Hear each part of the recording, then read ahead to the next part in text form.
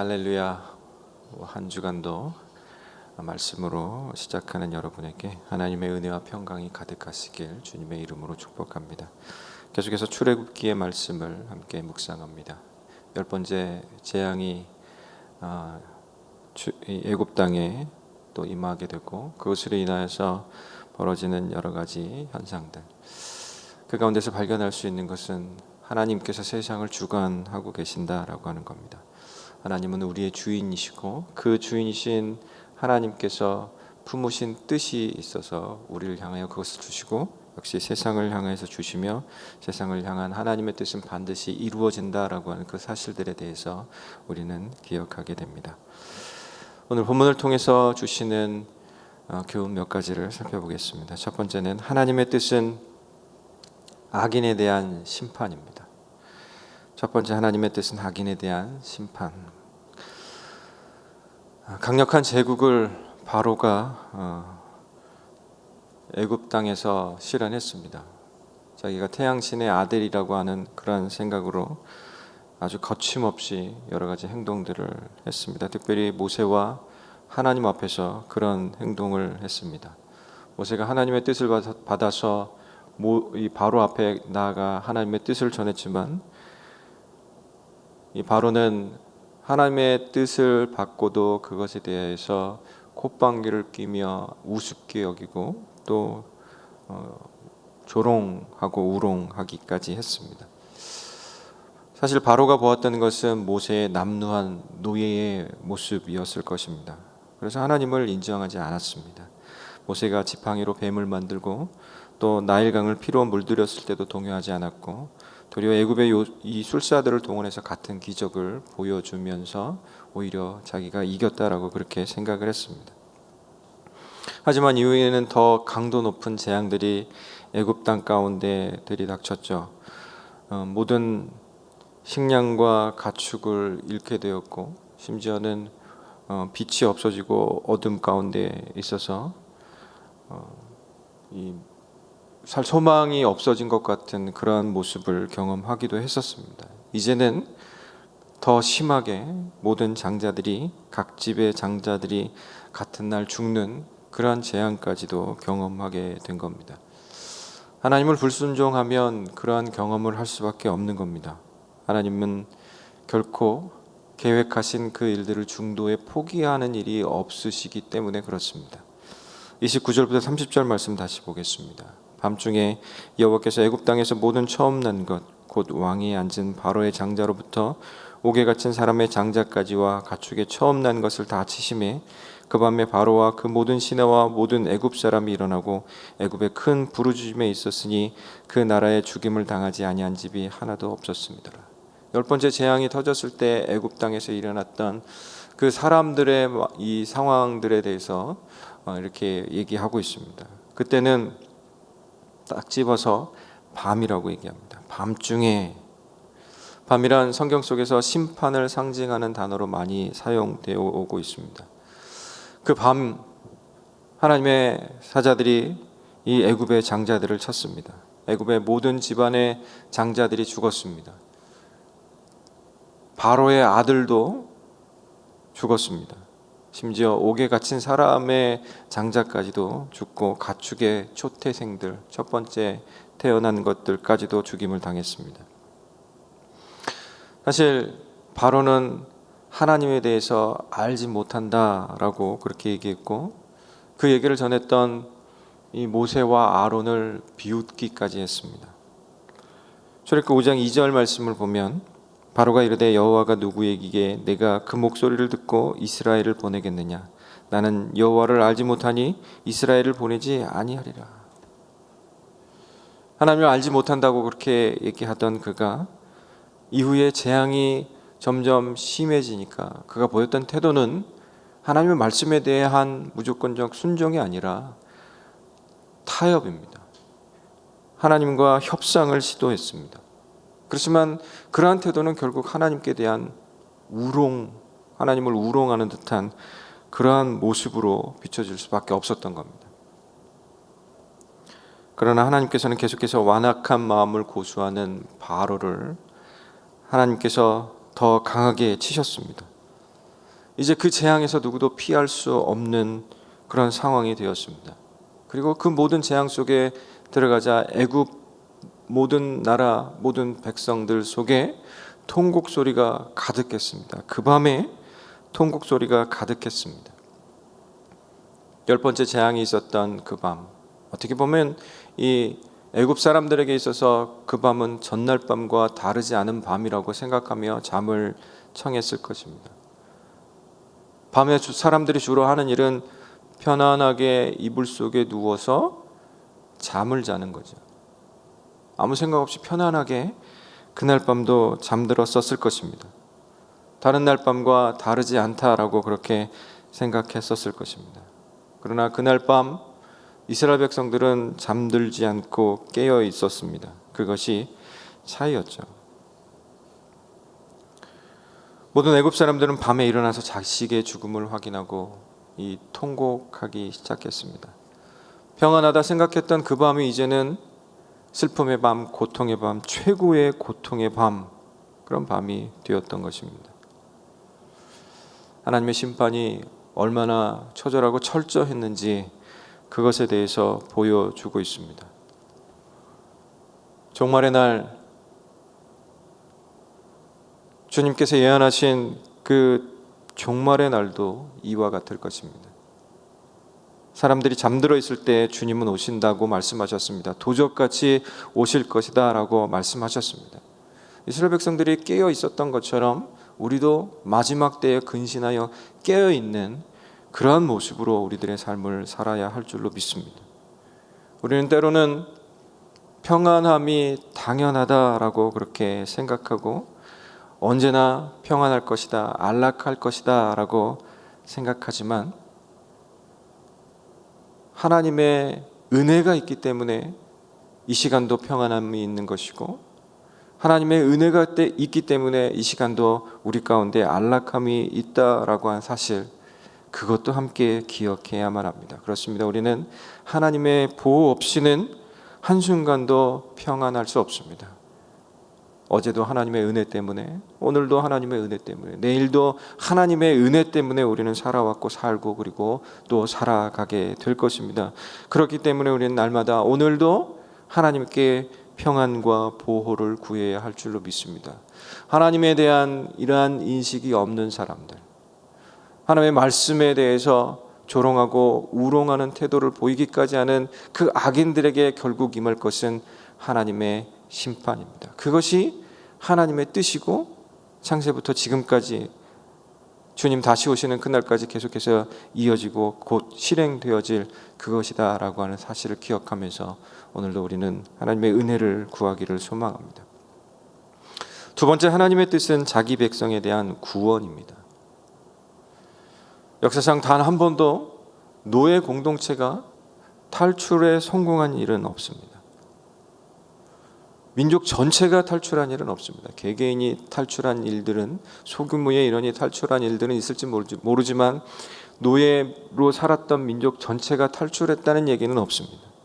하지만 모세는 애굽에서 살았던, 노예로 살았던 430년을 뒤로하고 애굽으로부터 탈출을 합니다. 하나님의 은혜죠. 그 과정을 보면 바로에게는 이 철병거가 있었습니다. 그러한 군대가 있었습니다. 그렇지만 모세에게는 지팡이 하나밖에 없었죠. 그러나 그 지팡이로 역사하시는 하나님이 그에게 있었기 때문에 그 싸움에서 그가 이길 수 있었고 이 애굽으로부터 탈출하여 하나님의 은혜의 공동체, 하나님의 예비하신 그 예배의 공동체로서 다시 설 수 있도록 그렇게 되어진 것입니다. 하나님 앞에서 어쩌면 인간의 능력은 그렇게 중요하지 않을 수도 있습니다. 진짜 중요한 것은 하나님의 능력입니다. 하나님이 함께 하시냐 하시지 않느냐라고 하는 그 차이가 극명하게 드러나는 순간들을 우리는 경험하고 있고 또 경험하게 될 것입니다. 하나님이 손을 들어주는 사람이, 하나님이 손을 들어주시는 사람이 최후의 승자입니다. 그 승리의 생생한 모습을 함께 보겠습니다. 31절부터 33절의 말씀입니다. 밤에 바로가 모세와 아론을 불러서 이르되 너희와 이스라엘 자손은 일어나 내 백성 가운데서 떠나 너희의 말대로 가서 여호와를 섬기며 너희가 말한 대로 너희 양과 너희 소도 몰아가고 나를 위하여 축복하라 하며 애굽 사람들은 말하기를 우리가 다 죽은 자가 되도다 하고 그 백성을 재촉하여 그 땅에서 속히 내보내려 하므로. 정말 급했습니다. 날이 밝기도 전에 모세와 아론을 불러서 그에게 이 명령형 세 단어를 사용해서 급하게 재촉해서 나가라고 그렇게 얘기하고 있습니다. 일어나라, 떠나라, 가라. 너만 가지 말고 이스라엘 백성들도 다 가라. 가서 여호와를 섬겨라. 너와 너희 양떼와 소떼도 다 가지고 가라. 어서 떠나가라. 이러다 우리 모두가 죽게 생겼다. 떠나가라라고 그렇게 명령형 단어를 사용하면서 아주 재촉하여서 보냅니다. 철저하게 바로가 졌다라고 하는 것에 대한 표현입니다. 하나님 앞에서 그가 졌다라고 완전한 패배를 인정하며 그렇게 얘기하고 있는 겁니다.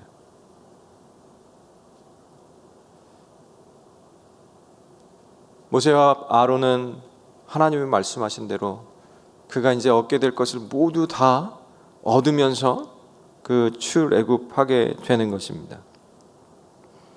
어쩌면 바로가 이스라엘 백성들을 애굽이라고 하는 테두리 속에 바운더리 안에서 그 경계선 밖으로 이스라엘 백성들을 몰아내는 것과 같이 그렇게 보이기도 합니다. 우리가 노예 공동체에서 하나님을 예배하는 예배 공동체로 온전히 서기 위해서는 그 경계선 밖으로 나가는 일들이 반드시 있어야만 합니다. 이스라엘 백성들에게는 이 바로가 그렇게 해준 것처럼 보이지만 오늘 살아가는 우리들에게 있어서 그렇게 우리를 속박하고 노예 공동체로 살게 만드는 그런 일들은 그렇게 눈에 띄게 우리들 속에서 드러나지는 않습니다.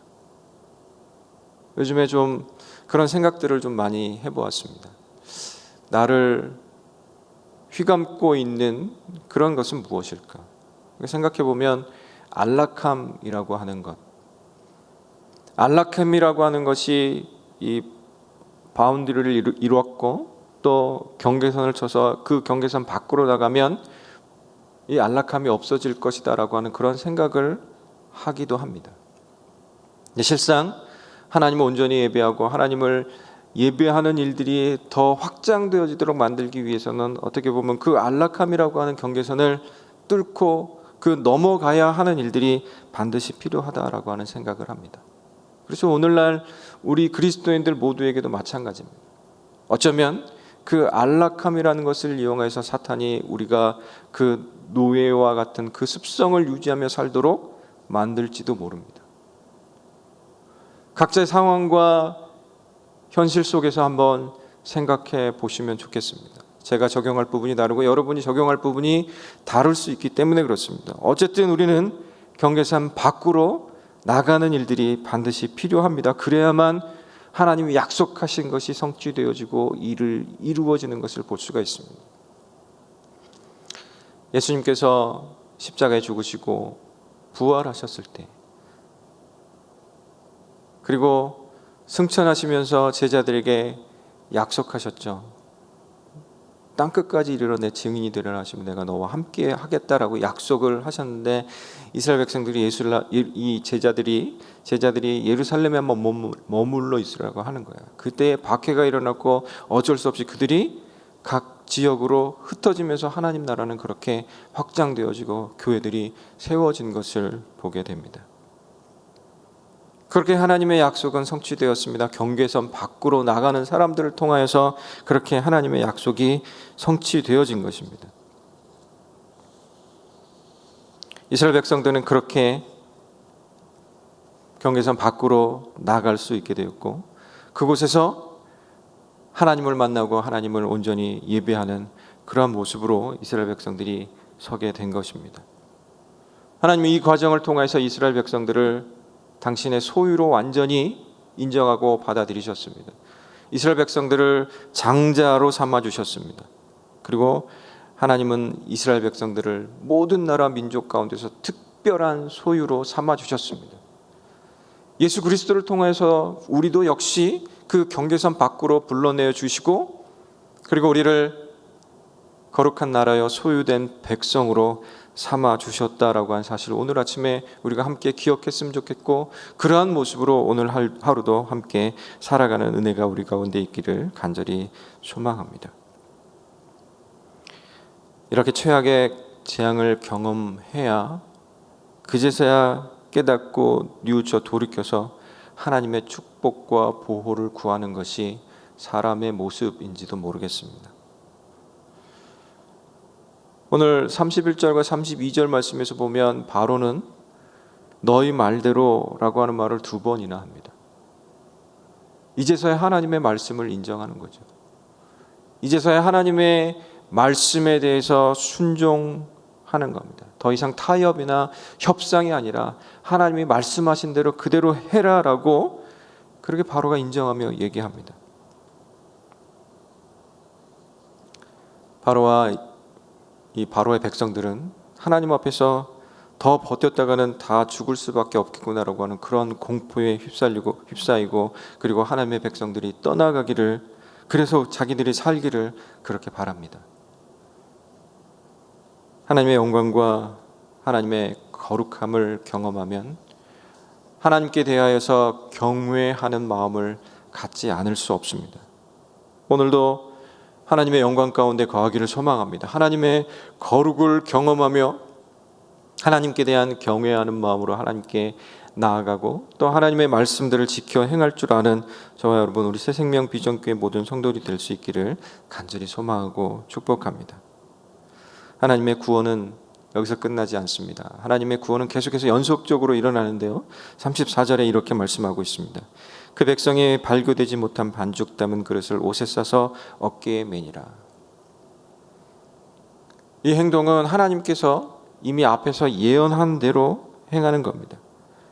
11장 1절과 또 12장 1절부터 12절 말씀에서 하나님께서 이스라엘 백성들에게 유월절에 대해서 얘기하고 그리고 그때 어떻게 준비해야 하는지 말씀하셨던 부분입니다. 그리고 이스라엘 백성들이 그것을 기억하며 그것을 감당합니다. 사실 그 과정은 어렵습니다. 그래서 신명기에서는 고난의 떡이라고 무교병을 표현하기도 했습니다. 고난 그 자체이죠. 그러나 그런 속에도 하나님께서 이스라엘 백성들을 향한 구원의 마음이 담겨 있고 구원을 위한 어떤 방편이 그 안에 담겨 있다라고 하는 사실을 우리는 봅니다. 하나님이 말씀하신 구원, 그 앞에서는 우리가 해야 할 일들이 무엇일까요? 하나님의 말씀을 받고 그 말씀을 받은 대로 급히 행하는 겁니다. 신속하게 민첩하게 행동하는 겁니다. 여기서 하나님의 구원의 연속성을 살펴보면서 이 깨닫게 된 것은 하나님은 디테일의 하나님이시다. 구원을 위하여서 아주 작은 부분까지도 그들이 살 수 있도록, 자기 백성들이 살 수 있도록 예비하시고 말씀하신다라고 하는 사실입니다. 이 본문을 묵상하면서 지난주에 강주민 목사님이 그 유튜브 감성 서신을 통해서 하셨던 이야기가 생각났습니다. 그래서 다시 보니까 이렇게 말씀하시더라고요. 모든 것은 작은 것에 의해 결정됩니다. 작지만 강력한 힘이 디테일의 힘입니다. 작지만 엄청난 영향력을 미치는 것이 디테일의 영향력입니다. 그러면서 뒤에서 또 내려가면서 하시는 말씀이 섬세함을 가꾸는 길은 작은 일에 충실하는 것입니다. 마더 테레사는 작은 일들에 충실하십시오. 당신을 키우는 힘은 바로 거기에 있으니까요 라고 말했습니다. 예수님의 아름다움은 대범함과 섬세함의 조화에 있습니다. 예수님은 사자와 같이 대범하시지만 양과 같이 섬세하십니다. 예수님은 회당장 야이로의 딸을 살리신 후에 먹을 것을 주라고 명령하셨습니다. 소녀를 살리신 후에 먹을 것을 주라 명하신 예수님의 모습 속에서 섬세한 사랑을 배웁니다. 예수님은 죽었다 살아난 소녀의 필요에 세심한 사랑을 표하신 것입니다. 그렇죠. 하나님께서 이스라엘 백성들 가운데 보여준 구원 속에 담긴 그 세심한, 그것은 자기 백성을 어떻게 사랑하시는지를 보여주는 겁니다. 그 디테일을 통하여서 자기 백성들이 이 자기가 살고 있던 거주지를 다 버리고 벗어나더라도 살 수 있도록 그렇게 준비하게 하신 겁니다. 그 뒤에 이 바로의 군대가 쫓아오더라도 급하게 담임을 통하여서, 급하게 이 도망침을 통하여서 살 수 있도록 그렇게 하나님께서 배려하신 겁니다. 그 안에 사랑이 있습니다. 하나님의 은혜는 우리의 삶 가운데서, 우리의 일상 가운데서 아주 작은 부분에서, 디테일한 부분에서 그 은혜가 임한다는 사실을 우리는 기억했으면 좋겠습니다. 그러기 위해서 오늘 하루 우리가 삶을 살면서 해야 할 것은 하나님께서 우리에게 주신 은혜가 무엇인지 살펴보는 것입니다. 작은 부분에서 보여주신 그 은혜를 인하여서 하나님께 대하여 감사를 표현하는 겁니다. 감사합니다. 이래서 감사합니다. 이 은혜에 감사합니다. 오늘도 은혜 때문에 감사한 삶을 삽니다. 하나님 감사합니다. 오늘 본문을 통해서 얻을 수 있는 세 번째 교훈은, 하나님의 뜻은 우리의 담대함을 통하여서 드러난다라고 하는 사실입니다. 이 10가지 재앙이 시작되기 전 그 처음과 그리고 지금 10번째 재앙 마지막 상황을 비교해 보면 철저하게 상황이 역전되어 있다라고 하는 사실을 볼 수가 있습니다. 결코 바로와 애굽은 이스라엘 백성들을 내보내지 않으려고 어떻게든지 붙잡아 놓으려고 했었던 상황인데, 이제는 재촉하여 나가라고 얘기합니다. 그리고 이제는 당당하게 이스라엘 백성들이 애굽 사람들에게 요청할 수 있는 그러한 상황이 되었습니다. 35절 36절 말씀입니다. 이스라엘 자손이 모세의 말대로 하여 애굽 사람에게 은금 패물과 의복을 구하매 여호와께서 애굽 사람들에게 이스라엘 백성들에게 은혜를 입히게 하사 그들이 구하는 대로 주게 하심으로 그들이 애굽 사람의 물품을 취하였더라. 이스라엘 백성들이 이제 애굽 사람들에게 당당하게 은금 패물을 요청할 수 있게 되었습니다. 전에는 그들을 관리 감독하는 사람, 그들을 매질할 수 있는 사람들이었기 때문에 애굽 사람들을 눈치 보며 그렇게 그들이 하는 말에 따라야만 했었지만, 이제는 그들을 향해서 당당하게 요구할 수 있는, 은과 금, 재물을 요구할 수 있는 그런 상황으로 역전되었다라고 하는 것입니다. 하나님은 역전의 하나님이십니다. 그리고 우리로 그 역전의 상황 속에서 누릴 수 있도록 해주십니다. 이스라엘 백성들이 이렇게 당당하게 얘기할 수 있었던 것이 무엇일까요? 하나님의 말씀이 있었기 때문에 그렇습니다. 그 말씀하신 하나님이 어떤 분이신지 이 10가지 재앙을 보는 중에, 경험하는 중에 철저하게 하나님을 경험하고 신뢰할 수 있게 되었기 때문입니다. 하나님은 출애굽기 3장 19절과 22절에서 그리고 11장 2절부터 3절까지의 말씀 속에서 그들이 재물을 가지고 나가게 될 것이다 라고 하는 것에 대해서 말씀하신 바 있습니다. 그리고 이스라엘 백성들이 그 믿는 하나님, 철저하게 신뢰하는 하나님의 말씀을 따라서 애굽 사람들을 향하여서 그렇게 얘기할 수 있게 된 겁니다. 하나님은 자기 백성들을 이렇게 철저하게 구원해 주십니다. 그리고 하나님 앞에서 악을 행하는 이들을 향하여서는 철저하게 징벌하십니다. 그리고 그 과정 속에서 우상 숭배가 얼마나 어리석은 것인지 보여주며 세상 가운데 참 신은 하나님밖에 없다. 그렇기 때문에 하나님의 주권 앞에 철저히 부복하여서 그 은혜로 살라라고 그렇게 말씀하고 계십니다. 오늘을 살아가면서 보여지는 것만 가지고 우리가 최종적인 결론을 내리는 어리석음을 범해서는 안 됩니다. 외적 조건이나 상황이 모든 것을 결정해 주지 않는다라고 하는 그 사실들을 우리가 기억했으면 좋겠습니다. 너무 성급하게 판단하지 않았으면 좋겠습니다. 역경 때문에, 고난 때문에 낙심하며 벌써 다 끝났다라고 그렇게 생각하지 않았으면 좋겠습니다. 그 배후에서 역사하시는, 그러면서 말씀하시는 그 하나님을 바라보며 그 말씀에 귀 기울일 줄 아는 우리가 되었으면 좋겠습니다. 하나님은 반드시 패자 부활전 속에 우리를 들어가게 하시고 그 가운데 반드시 역전승할 수 있도록 그렇게 인도하시는 분이십니다. 하나님은 우리와 함께 하십니다. 하나님이 우리와 함께 하시면 어떠한 상황 속에서도 반드시 예비하신 승리를 경험할 수 있게 됩니다. 그때 하나님이 우리를 사용하기를 원하십니다. 우리가 담대하여서 하나님의 말씀을 가지고 이 땅 가운데에서 정당한 요구를 하고 하나님의 말씀이 이 땅 가운데 확장되어지고 하나님의 말씀이 힘을 얻어서 이 땅 가운데서 복음이 흥왕하여지는 하나님의 부흥이 일어나는 그것을 기대합니다. 그것을 위하여서 우리가 담대하게 이 땅 가운데서 살며 사랑하며 나누며 선포하는 그러한 모습을 하나님께서 우리들에게 요청하십니다. 오늘 하루 그러한 삶을 사는 중에 하나님의 동행하심과 역사하심을 통하여 승리를 경험하는, 승리하는 그리스도인 되기를 간절히 소망하고 축복합니다. 기도하겠습니다.